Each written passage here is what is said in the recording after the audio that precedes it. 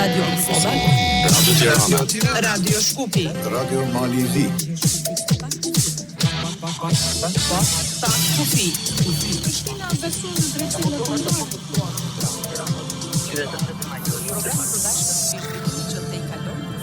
programi i përbashkët me zhvillimet që te kalojnë kufinë shtetëror. Kufi. Përshëndetje të nderuar dëgjues të Radio Kosovës, Radio Tiranës, Radio Shkupit e Radio Mali Zi, kudo që po na dëgjoni përmes frekuencave të 4 radiove publike apo edhe përmes platformave të ndryshme në internet kudo në botë. Po takohemi si çdo të njëjtë për të diskutuar një temë me interes të përbashkët. Sot do flasim për ngritjen e çmimeve dhe standardin jetësor të qytetarëve të vendeve tona. Këtu nga studia Radio Kosovës ju flas unë Mirvete Uka, ndërsa për të folur për këtë temë kam ftuar profesorin e ekonomisë Mustaf Kadriaj. Profesor, mirë se erdhët. Faleminderit. Dhe shkojmë në studion e Radio Tiranës për të bërë lidhjen e parë për prezantimin e mysafirit. Atje kolegu im Jaho Marxheka duhet të jetë me Agim Rapajn, kryetari i Këshillit të Agrobiznesit Shqiptar. Jaho, na dëgjoni? Përshëndetje Mirvete, përshëndetje për të ftuarin tuaj, për kolegët në studiot e tjera dhe për dëgjuesit që janë duke na ndjekur sot në Pakufi, siç e thatë edhe ju.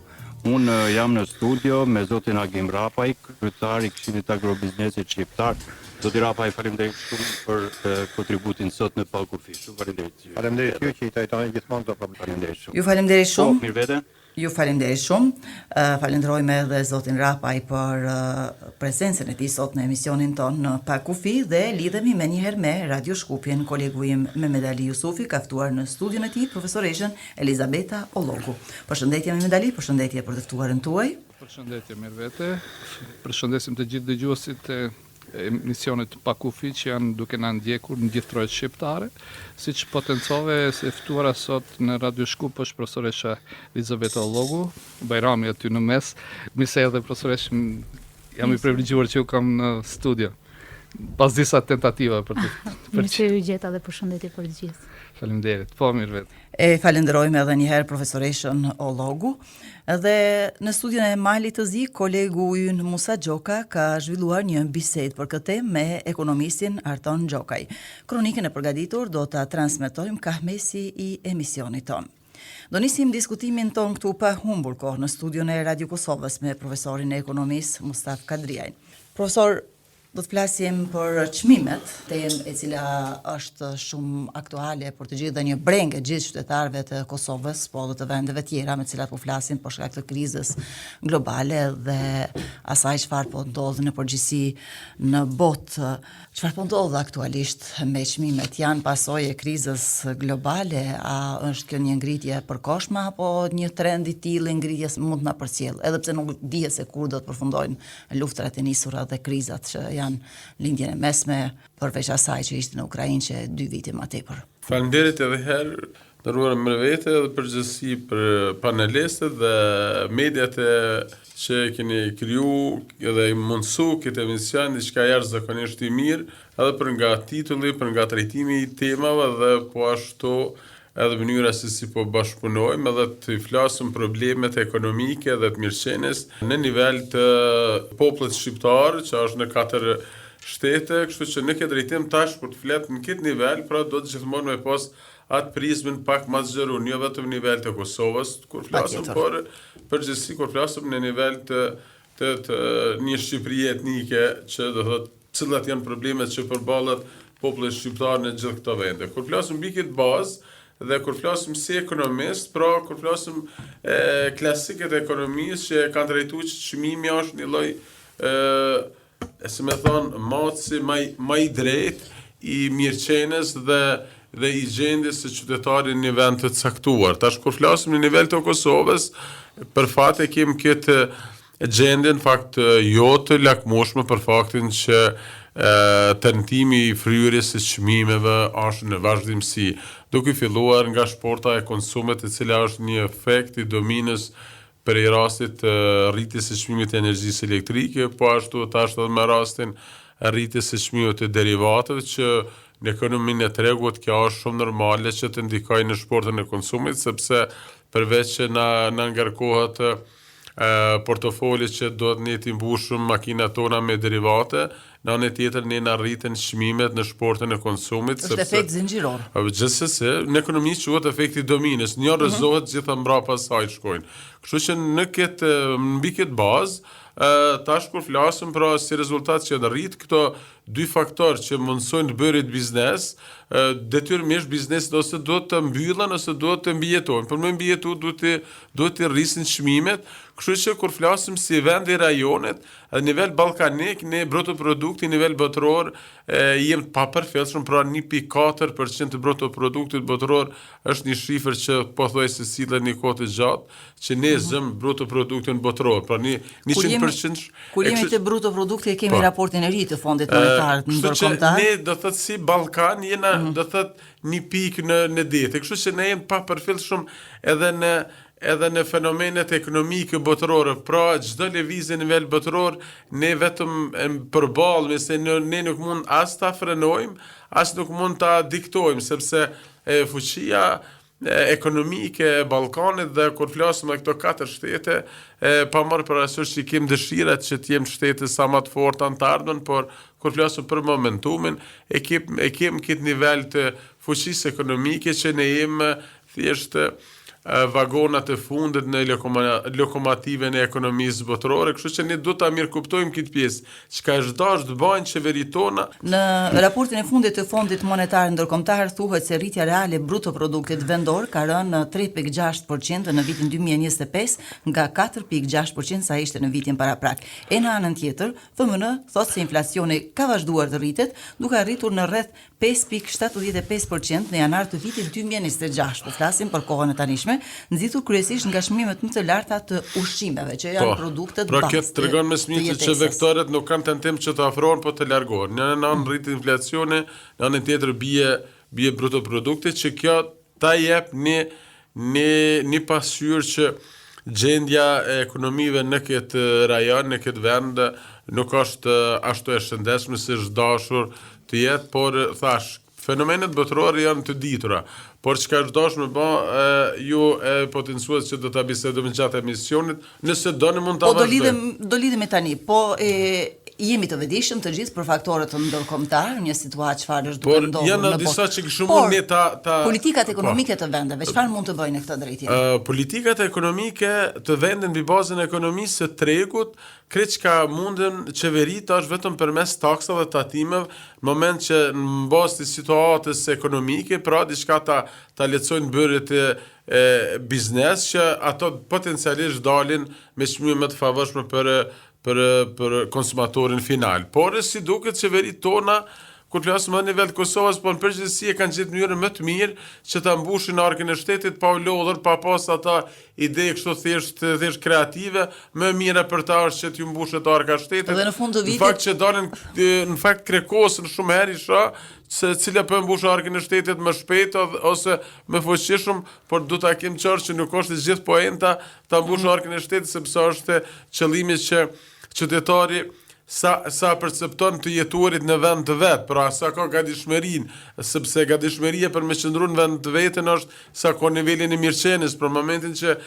qytetari nuk ka mirëqenie ashtu të kënaqshme, po ashtu biznesi nuk mund të zhvillon aktivitetin e vet biznesore, dhe këto dy faktorë ju rritet gatishmëria për të larguar nga vendi, pra ti ka të mbush arkën e shtetit, sepse në financa publike thuhet se më lehtë është ta mbush arkën e shtetit se sa ti alokon ato.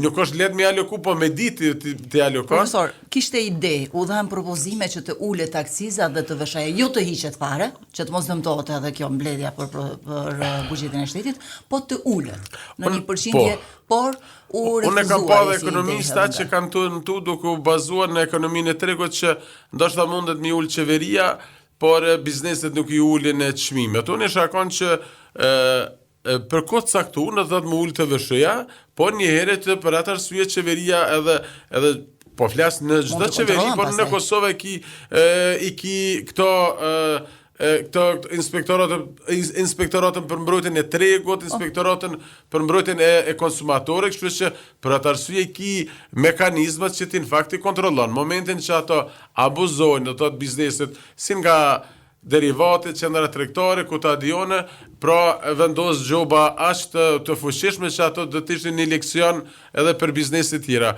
Por si duket që kam drejt të gjykoj që si duket që thash, qeverive pjo konvenon kja mënyrë kështu, mës leti të mbushetarë ka shtetë edhe njëherit disa biznese që në fakt janë sponsor të qeverive, ato në fakt me një farë janë po thojës edhe si oligopole. A ka abuzim në këto raste, abuzim nga ana bizneseve? Po, unë isha dy faktor nga ona, se mund të më korrigjoni edhe kolegët që në ekonomista, po flasin në ekonominë e tregut. Dy fenomene unë isha. Pjesa tek derivatet, kur përgjithësi gjithë derivatet i kanë njëjta çmime. Në ekonomi tregut potencialisht nuk ka mundësi gjithë bizneset me pas çmime të njëjta, sepse dikush për shembull një X biznese ka qiran më të lirë, qiran më të shtrejtë, kostën e punëtorit, pra asnjë nuk mund me qenë një çmim të njëjtë, po të ishte në konkurrencë të plotë është fjala. Po ashtu edhe qendra tregtare për shembull tek shporta e konsumit ose tekstilit, pra me një farë aty shifet që ka marrëveshje të pashkruara që në cilën do qendrë që shkon ti e ki pothuajse të njëjtin çmime. Kështu që këtu shifet ban me një farë ajo farë intuita, nohatnja e tregut që në këtë drejtim nuk ka mekanizëm të shtetit që është duke ju ne me një farë në gati, ju në kokë, po me një farë me i kontrolu, sepse për atë arsye janë kriju këto mekanizma. Nuk janë arbitrar, por janë mekanizma demokratik që me kontrolu thjesht konkurencën e lirë dhe mbrojtjen e konsumatorit, e mbi këtë bazë, unë gjithmonë marr një shembull që aty ku nuk ka policë ka krim, aty ku nuk ka klar ka bakteri në ujë. Pra është një diçka që këtu në mbi këtë bazë unë vlerësoj që përderisa ki këto çmime të fryra dhe ki këto farlloj oligopoli dhe kartelo, vlerësoj që mekanizmat e shtetit nuk janë duke kryer detyrën e vet. Profesor, faleminderit shumë për këtë pjesë, do të kalojmë linjën tani në Radio Tirana, me gjas kemi pak probleme, her pas here ja unë dëgjoj që lajmërohet dhe thotë se ka ndërprerje, ja unë na dëgjoni tani? Po kemi pak, patëm 2-3 ndërprerje, po dëgjohemi. Shpresoj që shkëputjet të mos jenë të gjata që të humbet fili i bisedës tonë. Atëherë ulëm radhën juve, të vazhdojmë bisedën. Po e vazhdojmë bisedën këtu në Radio Tirana me të ftorin tonë zotin Agim Rapaj, kryetari i Këshillit Agrobiznesit Shqiptar.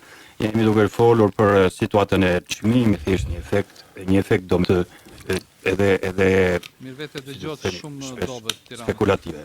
Është një situatë që vjen si rezultat i luftës në linjën e mesme, si rezultat i luftës që është bërë në Ukrainë, vjen si rezultat i disa fatkeqësive natyrore, të paktën për Shqipërinë, por edhe për rajonin ka qenë kjo, për përmbytjet dhe ngricat që na ndodhen gjatë muajit janar, por edhe tani përsëri ne në zonën verilindore kemi përsëri rreshje të bore dhe ulje të ndjeshme të temperaturës, pra faktorët klimatik, faktorët e jashtëzakonshëm të luftës që ka ndodhur dhe faktorët të tjerë që ndikojnë negativisht në koston e produkteve, kur nes një shkëndije e tillë siç ishte lufta në linjën e mesme, menjëherë krijohet alerti edhe tek çmimi. Dihet tashmë në këtë situatë kompanitë të cilat natyrisht për Shqipërinë produktet plera kimike, lëndë të para për bujqësinë, nafta është përsëri janë çmime që i vendos bursa dhe ne nuk kemi ç'i bëjmë çmimeve të bursës. Atëherë në këtë situatë kur kemi këtë luhatje të çmimeve si rezultat i bursës, si rezultat i këtyre faktorëve objektiv, linin edhe disa probleme të tjera që janë problemet të abuzimeve. Çmimet ne i mbajmë me atë këtu mas që në fillim kur i rritim. Këtu në këto fenomene të paktën janë stabilizuar në farmase, aq sa mund të stabilizohen nga bordi i transparencës. Çfarë mund të bëjë bordi i transparencës? Bordi i transparencës ndjek në vijimësi çmimet e bursës, ndjek në vijimësi gjithë lëvizjet e mallit dhe çmimet në treg dhe njëkohësisht në mirëkuptim me kompanitë që importuese dhe ato të shitjes, ai vendos çmimet vendosin së bashku.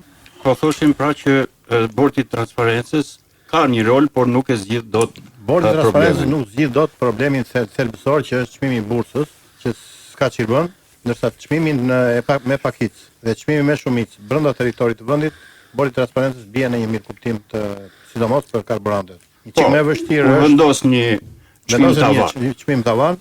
Dhe mbi bazën e kësaj është mirë kuptuar që kompanitë të veprojnë në këtë drejtim për ta stabilizuar në një farë mënyre ato momentet të abuzimit. Dhe kjo ka dhënë një rezultat.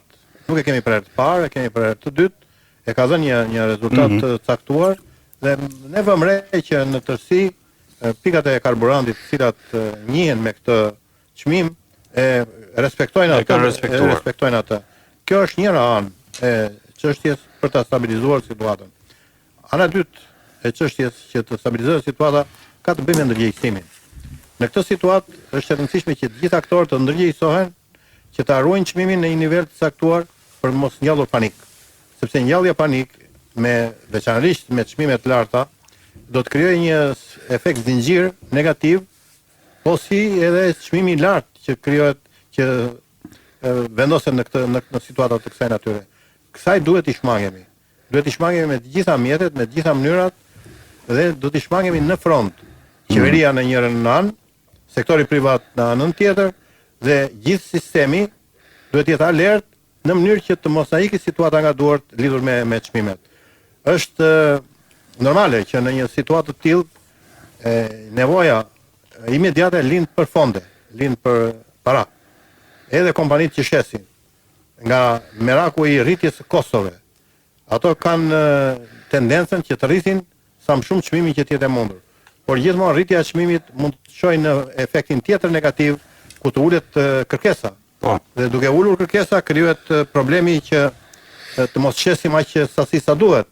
Dhe ne duhet jemi shumë të kujdesshëm në këtë situatë, kompanitë duhet jenë shumë të kujdesshme në mënyrë të tillë që të krijojnë atë ekuilibër midis kërkesës dhe ofertës në mënyrë të tillë që kërkesa të mos na ulet, konsumi të mos ulet.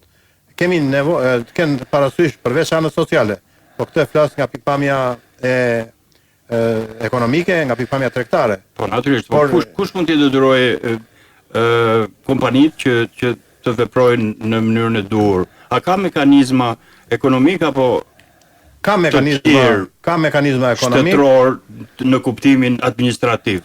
Ka mekanizma ekonomik, është Agjencia e Konkurrencës që vepron në të tilla drejtime, është Agjencia e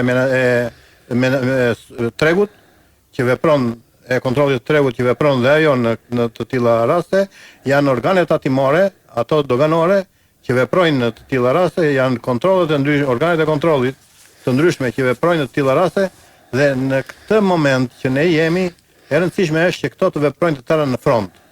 Të veprojnë në front për të parandaluar këtë alert, për të parandaluar këtë frikë që hapet në këtë moment, që përhapet në këtë moment jo pa drejt. Eksaktësisht tani që po flasim, si e kemi situatën në këtë aspekt? Çmimet tek ne janë rritur në një farë mënyre, por jo të pakontrolluara. Janë rritur në një formë, çmimet e karburantit janë rritur në një formë të kontrolluar. Nuk është se kanë tekaluar atë vlerën maksimale që është vendosur për të ndërhyrë qeveria përmes paketës fiskale. Janë rritur çmimet e shportës. Çmimet e karburantit. Çmimet e karburantit kanë sjellë efektin. Karburanti është, po pikërisht, po dhe karburanti është mjet konsumi. Është një mjet konsumi shumë i rëndësishëm. Janë rritur çmimet e transportit ndër qytetas. Pikërisht. Për sa i përket të shportës, natyrisht që këto organet e kontrollit të tregut kanë vepruar dhe po veprojnë sepse nuk është e udhës, ose si mund të themi më mirë, nuk është logjike që sapo njoftohet çmimi i rritur i karburantit, menjëherë të reflektohet ky tek çmimet e eksportit. Ato mandra janë blerë ndoshta kohë më përpara dhe pikërisht kapse menjëherë pikërisht për këtë të reflektohet në këtë logjik në çmim. Në këtë logjik duhet veprojnë ato që shesin me shumicë, në këtë logjik duhet veprojnë ato që shesin me pakicë. Këtu nuk është se ndryshon marzhi i fitimit. Ato fitim që kanë realizuar përpara atë do realizojnë në këtë moment. Këtu problemi është që kompanitë dhe gjithë subjektet mendojnë për të ardhmen. Mendojnë se ardhmja do të jetë akoma më e vështirë nga kjo që sot, por ne pas stabilizuar të sotmen nuk mund të stabilizojmë të ardhmen. Natyrisht. Faleminderit shumë. Kjo është e rëndësishme. Zoti Rapaj, shumë faleminderit për këtë pjesë të komunikimit. Pakufit, të ndjekim kolegët dhe shpresojmë të inkuadrohemi edhe një herë më vonë. Faleminderit. Po Mirëvete. E falenderojmë edhe ne zotin Rapaj dhe do lidhemi me Shkupin me Medalian, na dëgjoni tani? Me Medali? Po Mirëvete dëgjoni shumë mirë ju në Prishtinë, paktën Atëherë është fjala për ju. Jaho, e dëgjoni Shkupin? Jaho? Po ne e dëgjojmë shumë mirë. Edhe në Prishtinë dëgjohet. Atëherë me Medali është fjala për ju dhe të ftuarin tuaj. Atëherë bëj prezantime profesoreshës Elizabeta Ollogu, profesoresha folëm një pjesë dhe që fatkeqësisht u ndërprem, impakti i krizës globale që si mund vrejtë standardi i qytetarëve në aspektin sociologjik, sepse krizat një pasqyrshme duke nisur nga Covidi dhe lufta në Ukrainë dhe ka disa gjëra që ne nuk mund t'i anticipojmë, domethënë, dhe kjo shkakton si thua, një stres plus te qytetarët nga moszgjidhja, nga mosdija, nga mos informimi në kohën e dur për shumë gjëra dhe krijon si thua një panik kjo. Si ke parë këto zhvillime dhe impaktin që domethënë në aspekti global dhe këtu që mund të ketë në Maqedoni dhe në rajon. Përshëndetje edhe një. Faleminderit. Mu po vjen keq që nuk arrita ta dëgjoj qartë kolegun nga Tirana, profesorin. Si duket inflacioni ka prekur, ka dhënë pasojat e veta edhe në lidhjet e internetit, po vjen keq për këtë. Kur flasim për inflacionin ose për situatën në kontekstin e Maqedonisë së Veriut dhe pasojave të cilat i ka sjell nga aspekti social, unë mendoj se është mirë në fillim të shohim pak se çfarë lloj inflacioni kemi pasur. Inflacioni ose rritja e çmimeve është një problem me cilin po përballen gjitha ekonomitë sot, edhe ekonomi shumë të zhvilluara se ne, aq më shumë që ne jemi ende në vend, unë e quaj ekonomitë ngadalt ose me ekonomi të vogël, ngjashëm me shumë vende të rajonit. Me një tranzicion të gjatë. Po, tranzicion si në shumë drejtime tjera edhe ekonomia e ka ndjer këtë. Në kontekstin e Maqedonisë së Veriut ne prap kemi pasur shifra më pozitive kur vjen puna te inflacioni krahasuar me vende tjera të rajonit si Serbia dhe Kosova, të cilat janë karakterizuar për norma më të larta inflacioni këto 5 vitet e fundit krahasuar me Maqedoninë dhe më pas Shqipëria. Kemi hyrë të gjithë në të njëjtën periudhë, le të themi, të këtij inflacioni të beft, nga viti 2021 e këndej, duke pasur kulmin e vet kriza në vitin 2022 si rezultat edhe i fillimit të luftës në Ukrainë që ju e përmendët më herët. Një gjë është e përbashkët për gjithë, bëhet fjalë për një lloj inflacioni i cili quhet metaforikisht inflacioni importuar, që do thotë se nuk ka ardhur organikisht nga probleme të tjera ekonomike të këtyre vendeve, por bëhet fjalë për një inflacion ose për një rritje të çmimeve e ndikuar nga makrofaktor ose faktor të jashtëm, faktor ndërkombëtar. Krahas luftës në Ukrainë, një efekt në shfaqjen e inflacionit ka luajtur edhe periudha e pas pandemisë. Tregjet e punës jo stabile, problemet strukturore në fakt të tregut të punës, po gjithashtu kriza globale energjetike ka qenë një makrofaktor edhe për shumë ekonomi më të mëdha se sa vendet e rajonit. Maqedonia e Veriut është munduar ta menaxhojë çështjen e inflacionit këto 5 vitet e fundit. Qeveritë kanë marrë disa masa. Më lejoni të them se ka qenë shumë e vështirë të menaxhohet, sidomos në periudhën 2022-2023, ku është edhe kulmi i krizës dhe ku norma e inflacionit në vendin tonë arriti 14.9%. Për fat të mirë, nuk mund të them se kjo ka ardhur si rezultat posaçërisht i politikave ekonomike të shtetit, mirë po kemi një rënje lineare të inflacionit nga 2022 deri në 2025. Për fat keq në 2026 shifrat kanë tendencën të shkojnë sërish në rritje, madje parashikimet e ekonomistëve thonë që shumë shpejt do të kemi dyshifrim sërish të shifrave të inflacionit. Faleminderit, është një sinjal shumë i mirë këto, nuk e di si operoni me shifrat, por ndërmasat kryesore qeveria që ka marrë ajo që u tha në Tiranë, Prishtinë, heqjen e TVSH-s, Po, tek ne ka qenë e diskutueshme çështja e akcizës së karburanteve. Masat e qeverisë tonë kanë qenë më të drejtuara drejt subvencioneve. Për shembull, një nga masat që mendohet mund të ketë dhënë një farë efekti ka qenë subvencionet e energjisë të cilat ju dhan kompanive që operojnë në industrinë e ushqimit, duke qenë se rritje të beft patën veçanërisht produktet e shportës së konsumatorit. Atëherë, një nga mënyrat se si qeveria zgjodhi të ndërhynte ishte që të krahas asaj politikës së vazhdueshme për të kontrolluar ose për të monitoruar çmimet, u mundua paralelisht që të jap subvencione kompanive në mënyrë që të ulte koston e prodhimit dhe të mund të ekuilibronte, le të themi, rritjen e çmimeve, por kjo nuk pati shumë efekt për një arsye, se qeveria e afatizoi. Pra nuk e qenë një vend me ekonomi të vogël, nuk mund ta mbajë gjatë peshën e subvencioneve. Dhe kjo prandaj ka çuar në shifra të qëndrueshme të inflacionit, pra ajo trajektoria e shifrave që tha më herët. Unë do t'i rikthem diskutimit që ka të bëjë me jetën e qytetarëve. Ata janë outputi final. Kështu që padyshim inflacioni, ashtu si edhe në vendet e rajonit, besoj, një nga pasojat e para që ka dhënë ka qenë ulja e standardit të jetesës për qytetarët.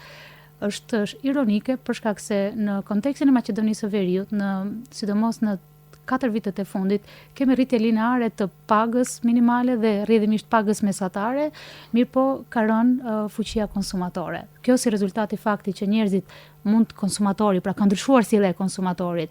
Ai ndoshta ka më shumë të ardhura, por ka më pak mundësi të blej produkte si rezultati i rritjes së këtyre çmimeve. Është një nga gjërat tipike të cilat i prodhojnë inflacionet.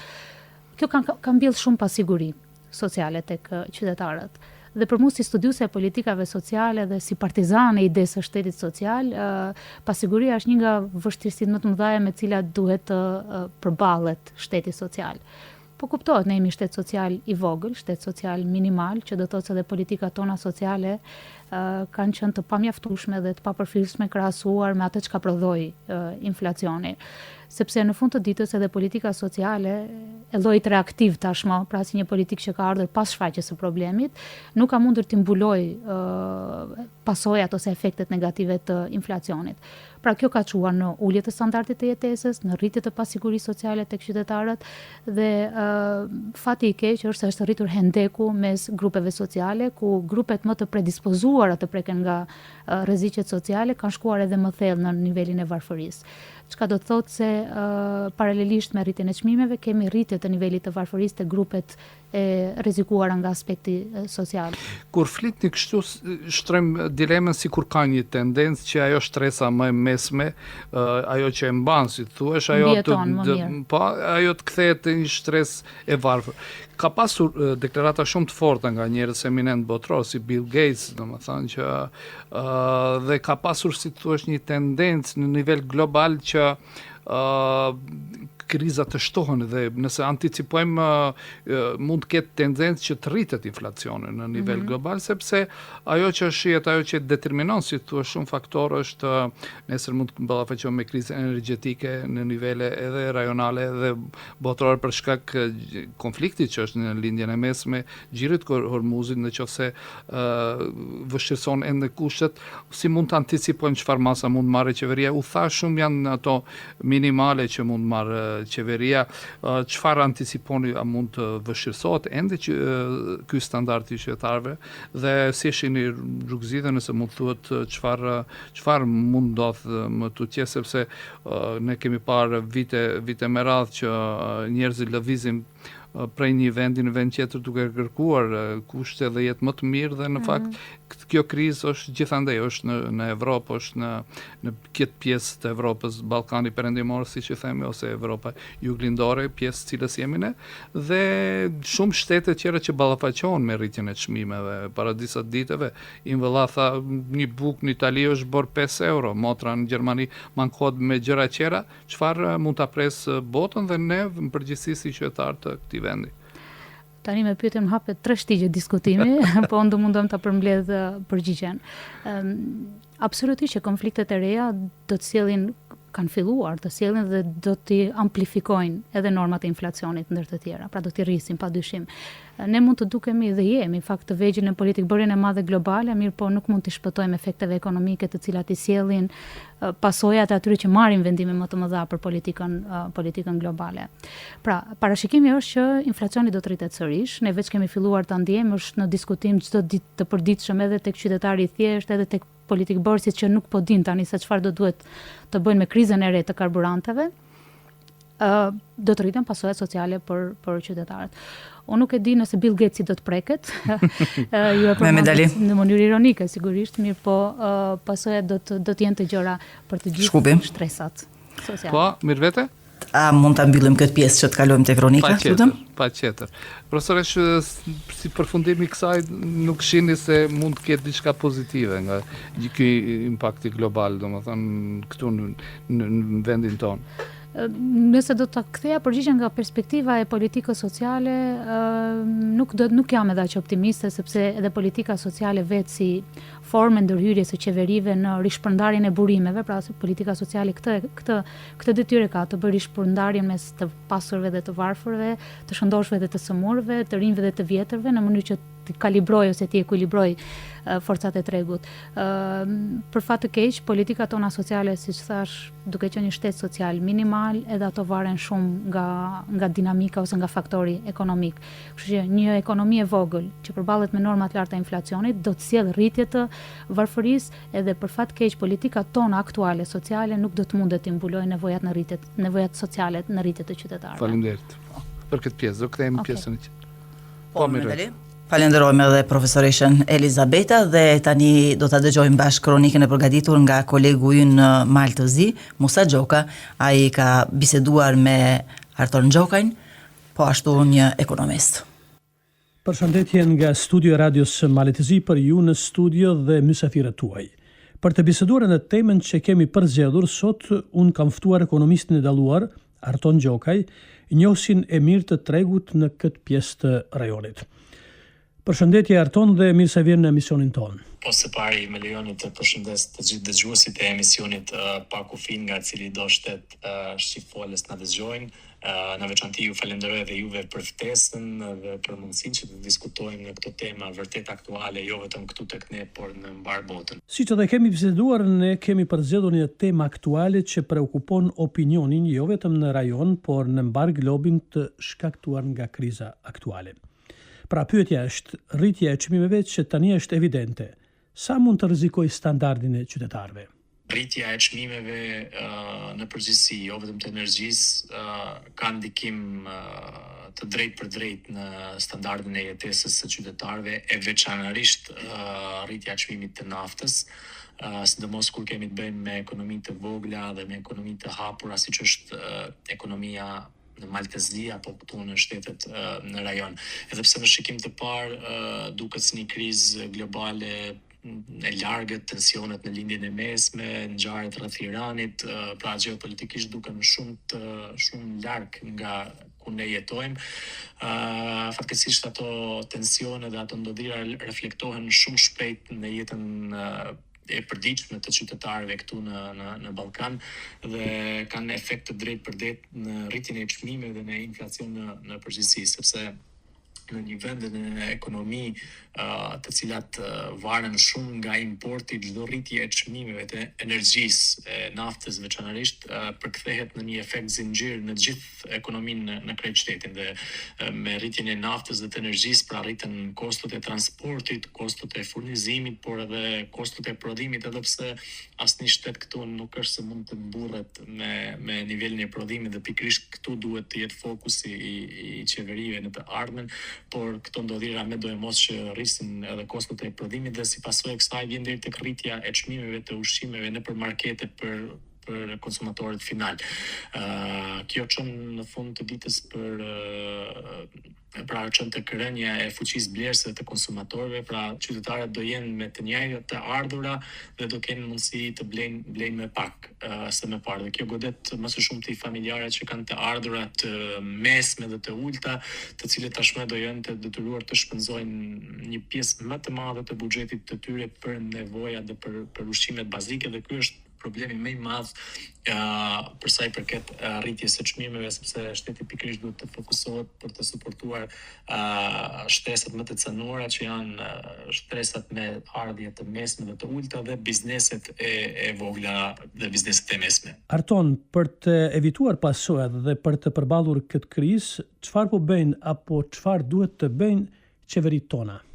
Për sa i përket masave që qeveritë tona duhet t'i marrin për të përballuar me këtë krizë, unë thjesht duhet të them se kjo cënoshmëri dhe kjo krizë në ekonominë tonë nuk ka lindje, nuk ka lind me luftën e lindjen e mesme dhe me ngjarjet rreth Iranit.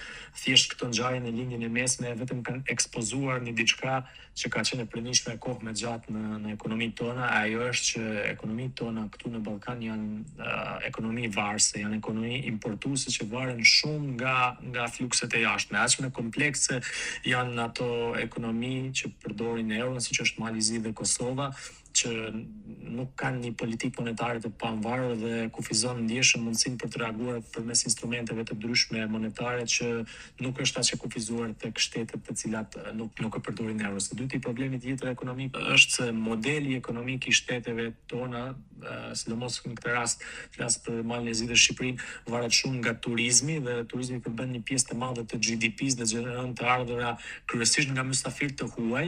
Dhe kjo do të thotë se stabiliteti ekonomik edhe këtu varet nga fuqia blerëse dhe nga sjellja e konsumatorëve që vijnë nga rajoni. Pra prapë kemi të bëjmë me diçka importuese.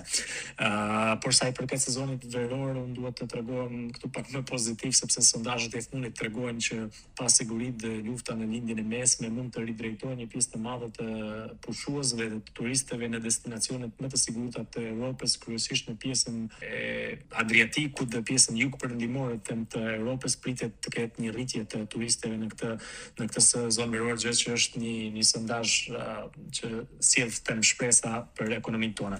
Por kur flasim për masat që qeveritë duhet të marrin, duhet t'i ndajnë nga aspekti kohor në ato afat shkurtë dhe afat gjate. Kur flasim për masat afat shkurtë, është domosdoshme që të zbutet goditja për qytetarët dhe për bizneset e vogla dhe të mesme, e sidomos për prodhuesët, dhe në afat shkurtë masat që mund të merren janë të kufizuara, pra kemi të bëjmë me uljen e përkohshme të taksave dhe të akcizave në mënyrë që të mbështeten këto biznes dhe në një mënyrë me subvencione për prodhuesit vendas që janë me të vërtet një karikë shumë e rëndësishme në ekonominë tonë, sepse për ta menaxhuar këtë krizë me rritjet pagave dhe pensioneve thjesht do krijohet një inflacion, por nuk është se këto rritjet pagave dhe pensione mund të realizohen në kohë të shkurtër dhe duke pas parasysh se duhet të menaxhohen financat publike me shumë kujdes, duke pas parasysh edhe nivelet e borxhit publik që shtetet tona kanë, nuk është e pritshme që në një periudhë shumë të shkurtër të kemi rritje të pagave. Po ajo që është mesazhi dhe ato që duhet të jenë masat afatgjate është se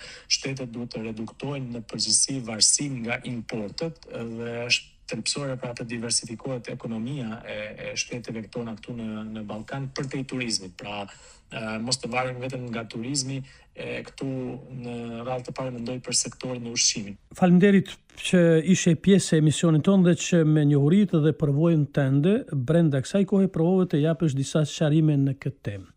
Mos faleminderit juve, ishte kënaqësi të jem pjesë e emisionit tuaj. Faleminderit edhe dëgjuesve. Ju uroj ditë të mbarë dhe miru dëgjoshim. Të dashur miq, bashkëbiseduesi im në këtë emision ishte Arton Gjoka nga Tuzi i Malit të Zi. Miru dëgjoshim. Pra ndoqëm kronikën e përgatitur nga kolegu ynë Musa Gjoka në Podgorisë në studion e radios Malizi. Dhe do kthehemi përsëri në studion e Radio Kosovës për të vazhduar bisedën me profesorin Mostaf Kadriaj. Profesor, vitin e kaluar kishte subvencionim të qytetarëve me mjete për ngrohje me energji elektrike, por që e pat një kundër efekt, shpenzime shumë të mëdha të energjisë elektrike, më pas pasuan reduktimet, me që po varemi kryesisht nga importi dhe shtrëngtim të energjisë elektrike. Një shtrëngtim tjetër do ndodh muajin e ardhshëm prej 1 majit. Qeveria javën e kaluar ka ndar pagën e 13 për sektorin publik. Kishte reagime, sepse ndodhi kjo ndarje dhe sikur qytetarët nuk u trajtuan njëjtë, se nuk kishte një gjë të tillë për sektorin privat. Por si do të ndikojë kjo? A do ta ul kjo mas e parave, këto paga që janë ndar, do të ndikojnë në fuqinë blerëse apo do dalin jashtë, a mund ta zbusin sa do pak gjendjen? Paga 13 këtë që ka efektin për shumë tek qendra tregtare, tek shporta konsumit, aq sa mund të shpenzojnë, do të thotë me një kohë relativisht shpejt, qytetarët, një pjesë e qytetarëve të Republikës Kosovë, diku 94.000 punësuar, ashtu diçka, 96.000, 94.000, mos të gaboj me shifra, por ato shifra sillen, Pra këta qytetarë mund t'i gëzojnë edhe nuk do thëtë se gjithë, se ka dhe kompani publike që nuk i kanë procesu, për vetëm që janë Për shembull RTK-ja. Po, do thëtë vetëm qeveria që i ka shpërndot tjerat jo, tash se sa është e përqindja nuk i di dhe sa përfshin, por që do t'a kem qarë që nëse do të levizin jashtë vendit, shtetet e rajonet dhe potencialisht kjo paga 13 potencialisht edhe tash është kjo pushimi një javor që është i shkolla. Përkon me kohën e pushimeve të fëmijëve. Këto do të shpenzohen për ato ditë në Shqipëri potencialisht, siç ka ndodhur që disa vite. S'po shkoj kanë larg.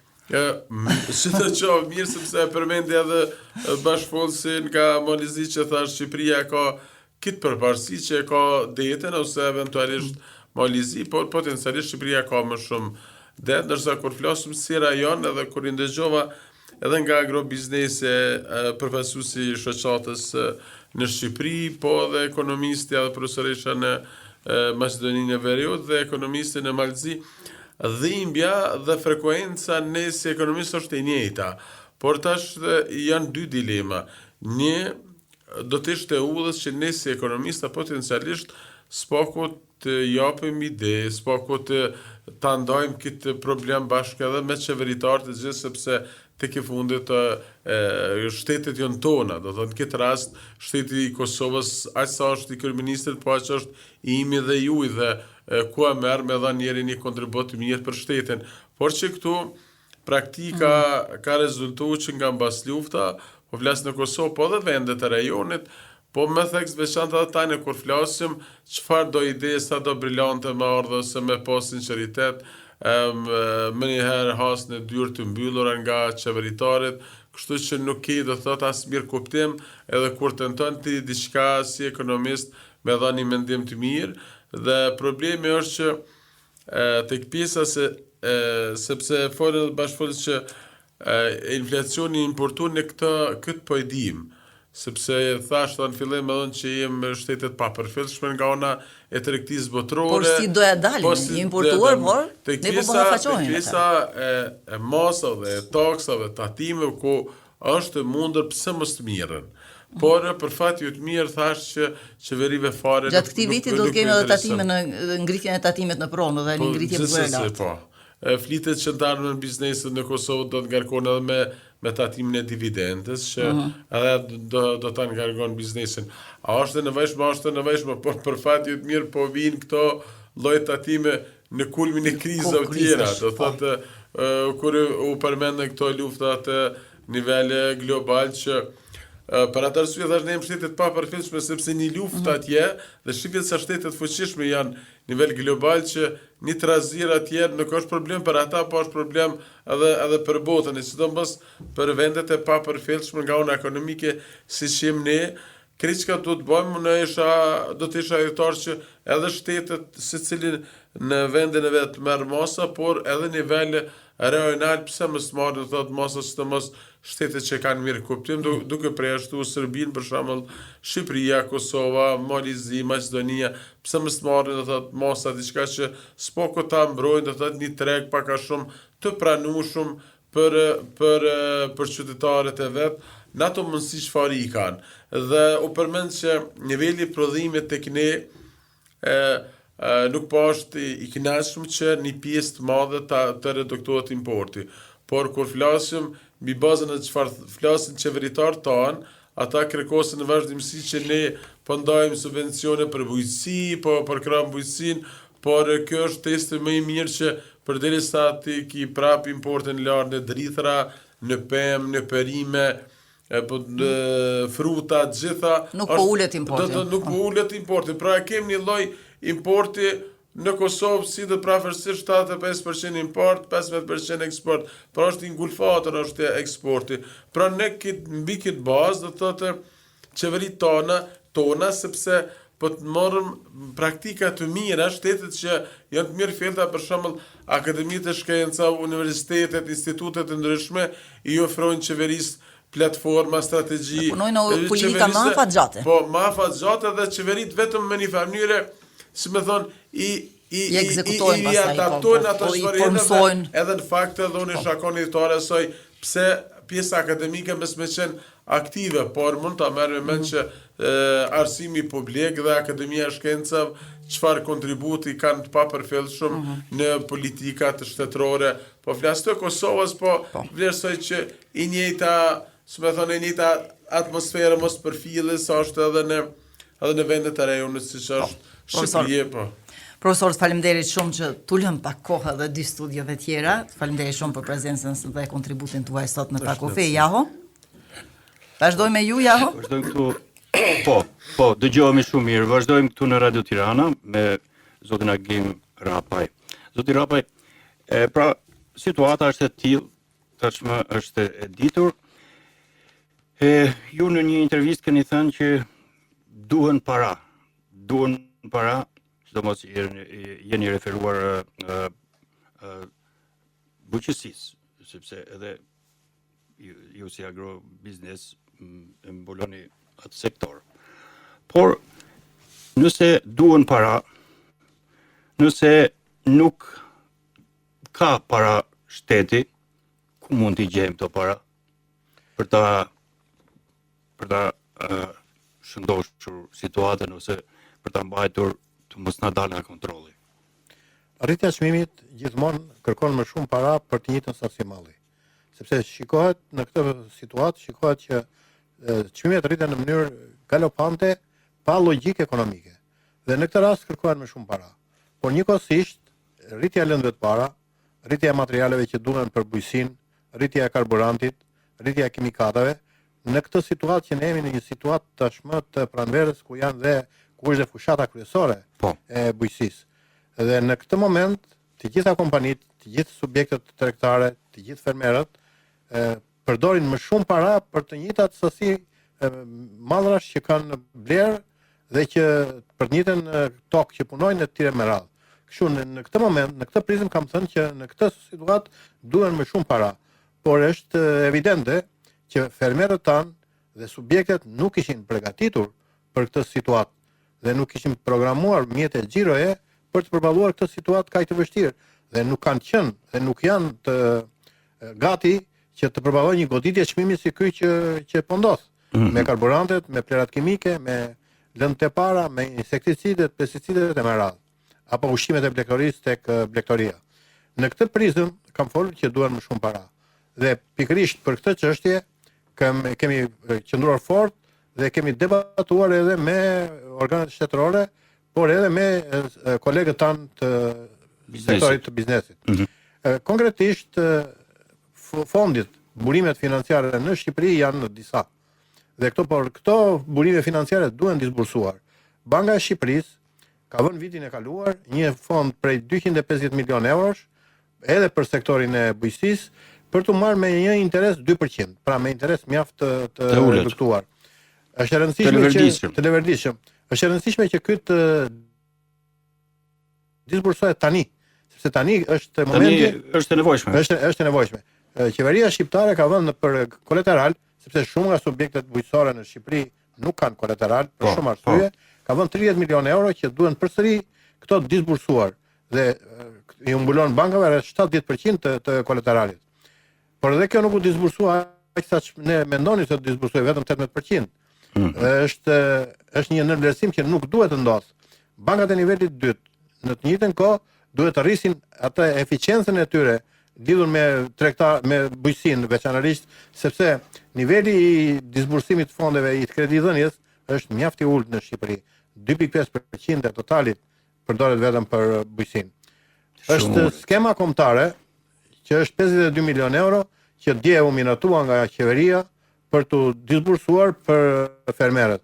Edhe kjo është një burim tjetër që fermerët në Shqipëri duhet të aplikojnë masivisht në mënyrë që ne t'i kërkojmë përsëri fonde qeverisë nëse kjo disbursohet totalisht. Siç thatë ju, momenti është tani, sepse pos mbollë nuk korr. Pikërisht për këtë arsye ne kemi kërkuar. Po njëkohësisht është çështja e partreshit, që është një tjetër burim financimi që ne duhet i kushtojmë vëmendje për ta rihapur sa më parë. Është zhbllokuar situata. Është ngrirë situata, por vazhdon të jetë ashtu. Vazhdon të jetë ngrirë, por është momenti tani që ata që merren me këtë çështje duhet të sforcohen në mënyrë që të hapet sa më shpejt që të jetë e mundur.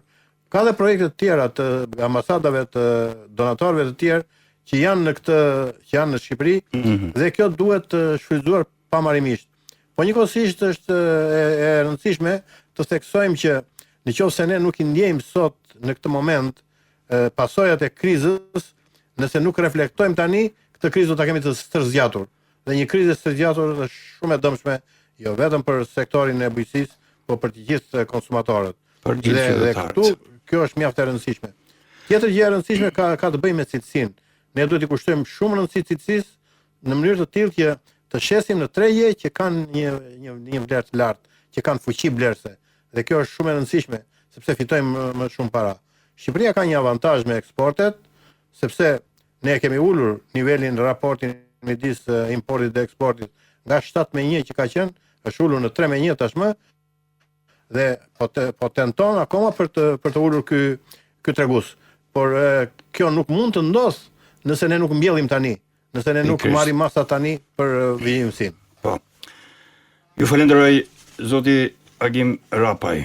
Ju falenderoj përzemërsisht në emrin tim edhe të dëgjuesve tan për kontributin sot në Pakufi. Shumë faleminderit. Faleminderit ju që i trajtoni këto probleme. Shumë faleminderit. E falenderojmë edhe ne zotin Rapaj dhe shkojmë për minutat e fundit në Shkup.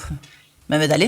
Faleminderit Mirvete. Jemi te masat e politikave sociale, kështu më konkretisht me cifra, me çfarë dhëna shkeni profesoresh për minutat e fundit, kemi 2-3 të fundit. Sa me gjuhë këtë komunikim me Shkupin. Do mundohem ta përmbledh. Ka shumë mënyra se si mund t'i vihet në ndihmë në fakt qytetarit nga aspekti social ose socioekonomik, sepse politika sociale ka këtë karakterin që adreson nevojat të karakterit socioekonomik të qytetarëve. Një nga mënyrat të paktën për të ndihmuar siç sa më herët të varfrit bëhen edhe më të varfër në periudhat e inflacionit, pra rritet ai hendeku mes shtresave sociale. Një mënyrë për të ardhur në ndihmë atyre të përballojnë të shportën e konsumatorit është të rritet ndihma e garantuar minimale. Ne e kemi të rregulluar, mirë po ajo varion nga 3.000 deri në 6.000 denar është totalisht e pamjaftueshme për një familje sot për të përballuar, nuk e di edhe sa përqind të shportës së konsumatorit. Kështu që një rritje për ta zbutur deri diku, ajo nuk e tejkalon problemin, mirë po për ta zbutur sadopak këtë problemin me cilën përballen familjet më të varfra.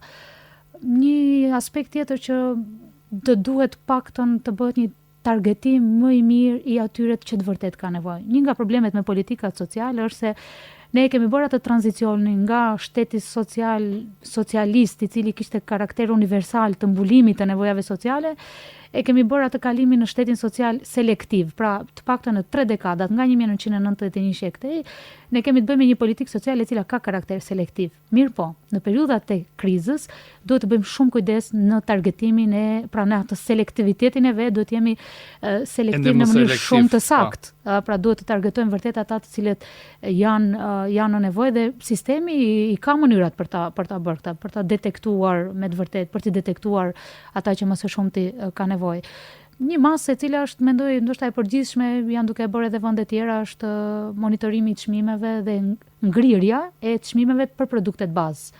Kjo është një nga masat që qeveria jonë për shembull e ka marrë, që është para 2 viteve ka filluar. Po, disa herë është përsëritur ngrirja produktet bazë, veza, mielli, qumshti, pra ato të cilat mbrojtje pra e konsumatorit është një politikë që i vjen të gjithëve faktikisht, jo vetëm atyre që janë në rrezik social të varfërisë. Po. Një nga mënyrat për të zbutur sadopak këto nevojat sociale është subvencioni krahas ndihmës sociale minimale. Një mënyrë është për të subvencionuar në familjet e varfra fëmijët të cilët i kanë në shkolla, pra nëpërmjet politikave të edukimit të ndihmohen nxënësit, studentët me mbështetje për shembull ushqimore në shkolla. Edhe kjo është bërë disa herë, ekziston si politikë në vendin tonë, mirë po her pas here, siç thamë, për shkak se politika sociale ka karakter rishpërndarës, është një barr për ekonominë e shtetit, pra në atë rishpërndarjen e vet, duhet që një pjesë të madhe të shpenzimeve publike t'i dedikosh për shpenzime sociale. Kështu që në momentin që ajo kthehet barr, është e pamundur të zgjerohet edhe politika sociale bën të karakterit ad hoc, që do thotë në përgjithësi afatizohen. Një mënyrë tjetër mund të jetë ndihma për prindrit për rënat vetushqyese ose familjet me numër të madh të personave. Këto janë politika më të reja, në fakt janë të lidhura me një domen të politikës sociale që janë politikat familjare dhe që kanë në fokus veçanërisht familjet me prindër të vetëm dhe familjet që kanë numër të madh, që janë të dyja kategori familjesh të cilat e ndjejnë akoma edhe më shumë inflacionin krahasuar me të tjerët. Pastaj ka paketa antikrizë të cilat janë më të përgjithshme, që lidhen me kombinim në fakt të gjitha masave që i përmendëm sot, i përmendën dhe kolegët paralelisht me ne. Nga aspekti i politikës sociale, unë do doja të thoja diçka në fund, është momenti që po, vetë sekond, po, mund të përfundimin. Ta bëjmë atë të fillojmë të përdorim rrumbullaksimi. Politika sociale që bën Maqedonia e Veriut nga momenti që u përball me inflacionin e lartë e këndej është politikë reaktive, që do thotë një politikë që kërkon të zgjidh problemin pasi është shfaqur. Vendi mund të bëjë më shumë me politika sociale proaktive, që do thotë ka mënyra tjera se si të mund të anticipim. Politikat proaktive kanë karakter parandalues. Kështu që mund të bëhet një kombinim. Në momentin që ti je i pafuqishëm të bësh politika reaktive të suksesshme, atë kombinoj ato dhe bëj politika proaktive. Faleminderit që ndave kot pa kufi. Do të vini herë tjetër të zgjerojmë këto. Ju falenderoj shumë profesoresh Elizabeta Ollogu. Pra të nderuar dëgjues, këtu po e mbyllim emisionin e sotëm pa kufi. Diskutuam bashkë për 60 minuta për ngritjen e çmimeve dhe ndikimin e kësaj ngritje në standardin ton jetësor. Në studion e Radio Kosovës isha me profesorin e ekonomisë Mustaf Kadriajin, kolegu im Jahu Margjeka në Tiranë ishte me Agim Rapajn, kryetari i Këshillit të Agrobiznesit shqiptar, me Medali Jusufi në Shkup kishte dëftuar profesoreshën Elizabeta Ollogu, ndërsa Musa Gjoka në Podgorisë kishte zhvilluar bisedë me Arton Gjokajn, ekonomist. Ju falemderit juve dhe kolegë të nderuar, falenderoj posaçërisht mysafirët tanë dhe të gjithë dëgjuesve që ishin me ne. Miru dëgjofshim. Miru dëgjofshim. Radio Kosova, Radio Tirana, Radio Shkupi, Radio Malizi. Pa kufi.